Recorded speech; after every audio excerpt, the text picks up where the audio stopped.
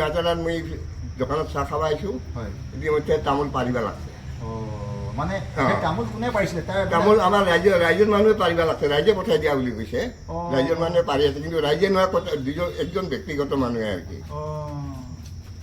তেখন পাছত তাই মোক চিধাই যাই পানপাৰা মই যখন ঘূৰাই দিলোঁ পাছত যাই পাৰিবা দিছিল তাই নাম সুবোধ আছিল সুবোধে ক'ল আৰু কি তাক আর কি তৃতীয় তামোল পাড়া মানুষ ঘুরে দিছি যা সালা দিলীপ সুরের বাচ্চা মোক সুরের বাচ্চা কল যখন মোক সুরের বাচ্চা কল মুই দোষী হব মোর বাপে তো দোষী নহয় তখন পর রাগ উঠি গেল যাই কিনে তাক তর্কাতর্কি করলো যে তামোল যদিও তুমি রাইজে পঠাই দিবে দিছি মোক তো কথা জানাব লাগিব মই যে এতিয়া ৰখি আছো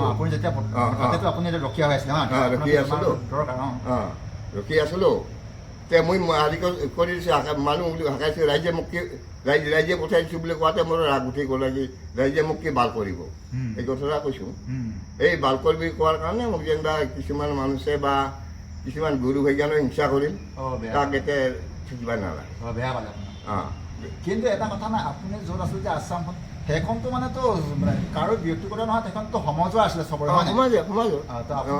সাতখন না পাঁচখন গাঁৱে আছে তেতিয়াহ'লে আপুনি চবৰে ভালৰ কাৰণেতো তাত কৰি আছিলে হয় নাই তাৰপৰা হেল্ল' বন্ধু বান্ধৱী ভালে আছেনে আপোনালোকৰ খবৰ নিশ্চয় ভালে চাগে মোৰ এটা নতুন ব্লগলৈ আপোনালোকে পুনৰবাৰ স্বাগতম জনালোঁ মই আজি এজন বাবাজীৰ ওচৰত যাম তেখেত বাবাজী নোহোৱা আগতে কি কাম কৰিছিলে তেখেতে কি পৰিস্থিতিত পৰি বাবাজী হ'ল প্ৰত্যেক মানুহৰ জীৱনত কিবা নহয় কিবা এটা ৰহস্য লুকাই থাকে প্ৰত্যেকৰে জীৱনত থাকে আৰু কিছুমানে মানে নিজৰ জীৱনৰ কথা অন্য কাত প্ৰকাশ কৰিব পাৰে আৰু বহুতে প্ৰকাশ নকৰে নিজৰ মনৰ মাজতে ৰাখি থৈ দিয়ে হয়তো জীৱনটো আপোনালোকে জানেই জীৱনটো ইমান সহজো নহয় কিন্তু আমি তাৰ মাজেৰে আগুৱাই গৈ থাকিব লাগিব জীৱন হৈছে এখন যুদ্ধক্ষেত্ৰ আমি সেই যুদ্ধক্ষেত্ৰত হাৰ মানিব নালাগিব হয়তো কিছুমানে সেই যুদ্ধৰ ক্ষেত্ৰত কিছুমানে হাৰ মানে আৰু কিছুমানে হাৰ নেমানে কিছুমানে পৰিস্থিতিৰ লগত পৰি মুখামুখি হ'বলৈ কিছুমানে মানে হাৰ মানি যায় আৰু কিছুমানে কিন্তু সেই পৰিস্থিতিৰ মুখামুখি বহুত কষ্টৰে ছাকচেছ হয় আজি মই সেই তেনেকুৱা এজন বাবাজীৰ ওচৰত যাম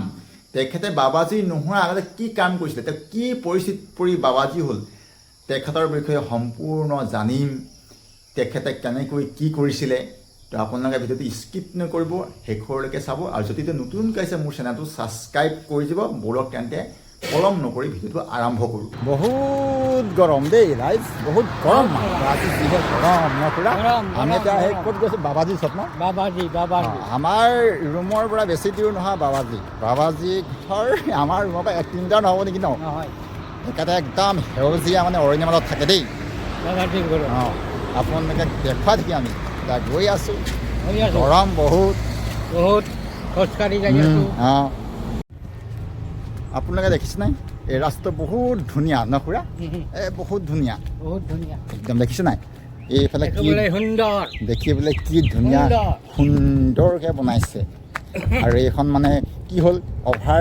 অভাৰব্ৰিজ দি দিছে মানে কি হ'ল আগতে অভাৰব্ৰিজ দিয়া নাছিলে তো অভাৰব্ৰিজ দিয়াৰ কাৰণ কি এই ৰাইট চাইডে আমি যিফালৰ পৰা আহিছোঁ ৰাইট চাইডে এখন মানে বহুত ডাঙৰ শাল গছৰ বাগান আছে বাগান বুলি ক'বলৈ জংঘল বুলি ক'বলৈ ন খুৰা অঁ বহুত ডাঙৰ অৰণ্য জংঘল আছে তো হাতীবোৰ তো মানে হাতীবিলাক এইফালে পাৰ হয় হাতীবিলাক পাৰ হয় যে পাৰ হ'বৰ কাৰণে দিগদাৰ হয় সেইকাৰণে মানে কি কৈছে অভাৰব্ৰিজখন বনাই দিছে তো তলফাল দিয়ে মানে এটা বাট আছে তো মানে হাতী পাৰ হ'বৰ কাৰণে বনাই দিছে নহ'লেতো হাতীবোৰ পাৰ হৈ কিমান দিগদাৰ হয় ন সেইটো কাৰণে হাতীবোৰ পাৰ হ'বৰ কাৰণে দেখিছে না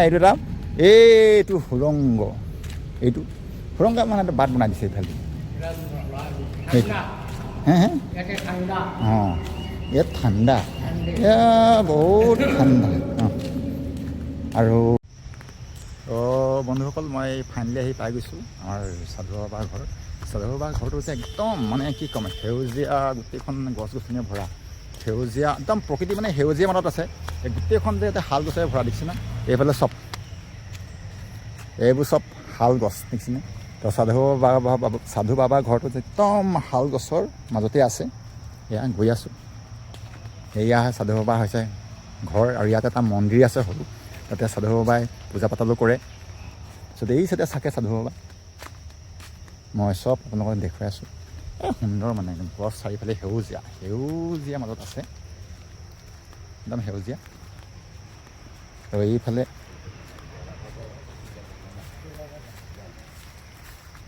ইফালে তেখেতৰ ঘৰটো ইফালে আছে।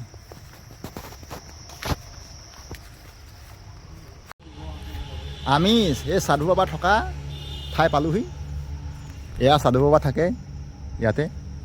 একদম মানে সুন্দৰ পৰিৱেশ, বহুত ঠাণ্ডা ইয়াত, গৰম নহয়। আৰু চাৰিওফালে মানে সেউজীয়া গোটেই গছৰে ভৰি আছে। আৰু সাধু বাবা থকা এইটো মন্দিৰ, সাধু বাবা এই মন্দিৰতে থাকে।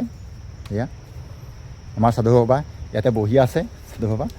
তো সাধু বাবাৰ লগত কথা পাতিম। এতিয়া আপোনালোকৰ সন্মুখত আছে আমাৰ সাধু বাবা। তো আমি সাধু বাবাক সুধিম তেখেতে আগতে কি কৰিছিলে, কেনেকৈ তেখেতে সাধু বাবা হ'ল, সম্পূৰ্ণ আমি তেখেতক সুধিম। আপোনালোকৰ সন্মুখত সাধু বাবা আছে। নমস্কাৰ সাধু বাবা, ভালে আছে?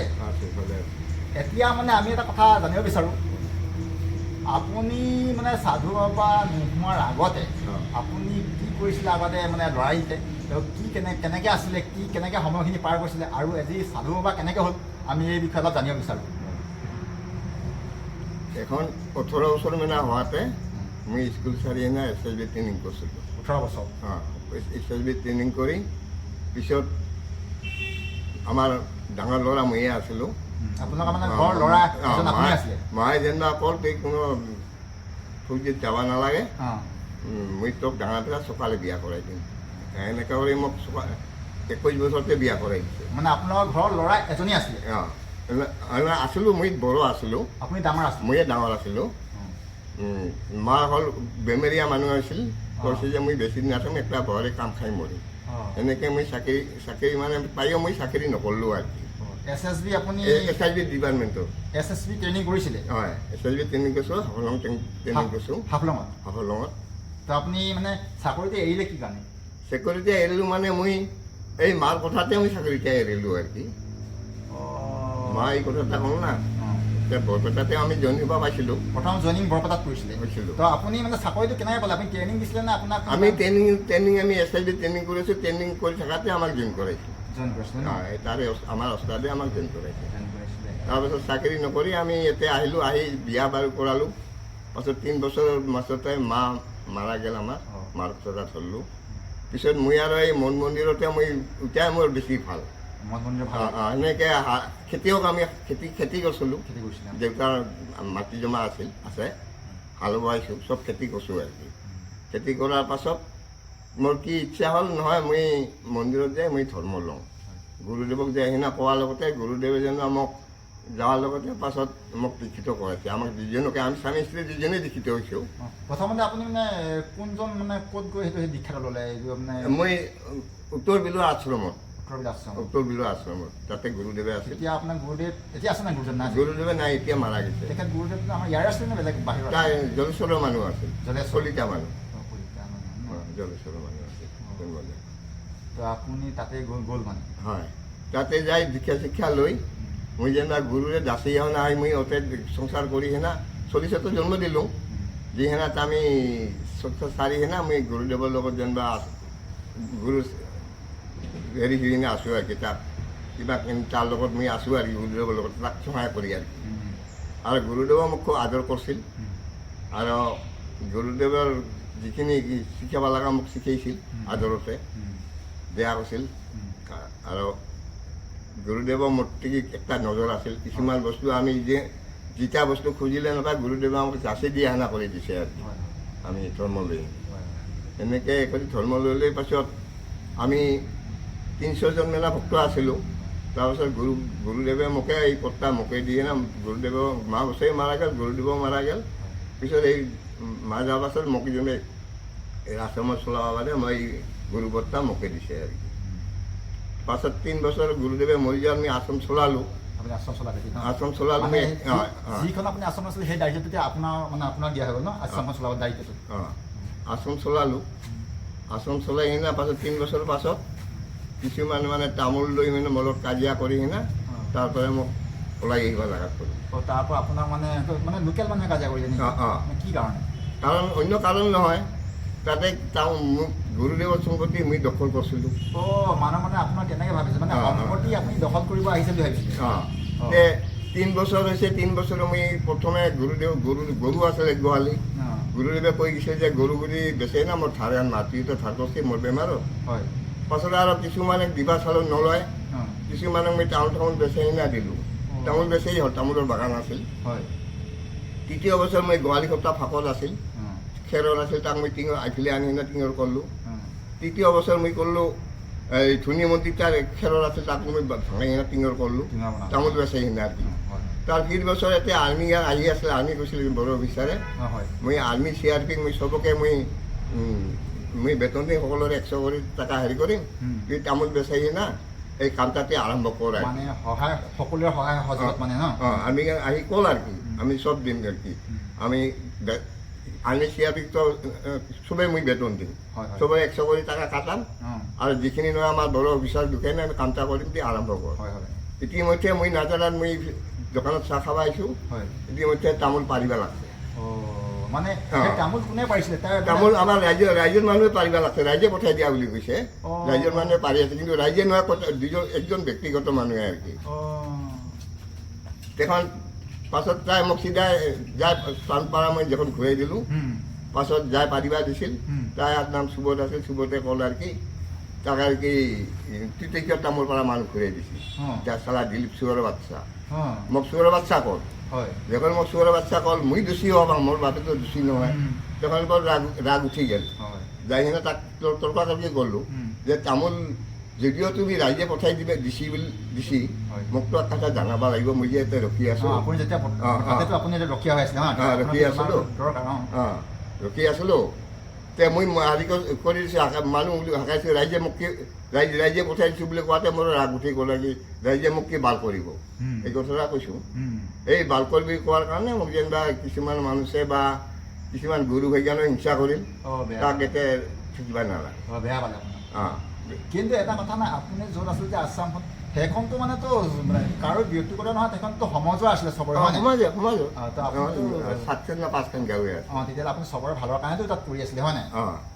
তাৰপৰা যিখন ওলালোঁ, কিছুমানতো মানুহে নাজানে, কিছুমানে ক'লে কি মোৰ ইয়াতে এখন দোকানো আছে কলেজৰ সন্মুখত, তাতে হোটেল কৰিলোঁ এখন, হোটেল কৰি তাতে কিছুমান কয় কি এই গাছ গানটো আৰু কি আমি এখন কমিটি কৰি গাছ গান আমি ৰাখোঁ আৰু হেৰি কৰি। পাছত ফৰেষ্ট অফিচত গ'লোঁ, যাই ফৰেষ্টৰ লগত আলোচনা কৰিলোঁ, এখন কমিটি কৰিব লাগিব, আমি কমিটি কৰিলোঁ, কৰি কিনে আজি এই গাছ গান আমি এই কেইদম কৰি যিখিনি দেখা পাই সেইখিনি কৰি চলোঁ আৰু কি। মই এই কাম আৰু কি হঠাৎ ওলাই আহি আৰু মই বাহিৰত মোক বহুতেই নিবা চাইছিল ভাল ভাল আশ্ৰমত, কিন্তু মই এই নিজ স্বাধীনত থাকিম, পৰদিনত নাথাকিম। মই কষ্ট কৰি খাই আছোঁ। এতিয়া আপুনি ইয়াত থকা এনে কিমান বছৰ হ'ল? ইয়াৰ বছৰ আমাৰ 35 ইয়াত বছৰ হেৰি কৰা 25 বছৰ মিনা হ'ল, 25 বছৰ। আৰু 10 বিঘা মাটি আমি এতিয়া ভাল হেৰি কৰি না 100 বিঘা মাটি আমি এই আৰম্ভ কৰিলোঁ, গোটেই এৰিয়া তাৰপৰা আমি ৰখা মেলা কৰি ৰখিছোঁ। ভালে কৰিছে, আপুনি থকাৰ কাৰণে মানুহবিলাক এতিয়া গছ চছ কাটিবলৈ মানে সাহস নকৰে হয় নাই? ভাল কামেই কৰিছে আপুনি। কিছুমানক মানুহ বাধা কৰিছোঁ, কিছুমানৰ লগত খানি কাজিয়াও হৈছে, এনেকৈ কাজিয়া হৈ খানি কেছ কৰা কৰিও হৈছে, এইৰকমো হৈছে, হুলস্থুল হৈছে। আৰু এই জেগাটো থাকিলে ভাল, মানে চাৰিওপিনে গছ গছনি আছে ন, একদম ঠাণ্ডা পৰিৱেশটো। হয়, ঠাণ্ডা ভাল জেগাটো। তো ভালেই আপুনি তেনেকৈ কাম কৰি যাওক হয় নাই, এটা ভাল কাম কৰিছে, আৰু লগতে গছখিনিও এটা সুৰক্ষা দিয়া হৈছে ন। তো বন্ধু বান্ধৱীসকল, এয়াই আমাৰ মানে বাবাজীৰ কেনেকৈ যে বাবাজী হ'ল, কি মানে আগতে কি কৰিছিল সেয়াই আজি এতিয়া বৰ্তমান বাবাজী হৈ আছে, সেয়াই আছে আমাৰ বাবাজীৰ কাহিনী। তো আপোনাৰ লগ পাই ভাল লাগিল, আজিলৈ আমি সমাপ্ত কৰিছোঁ।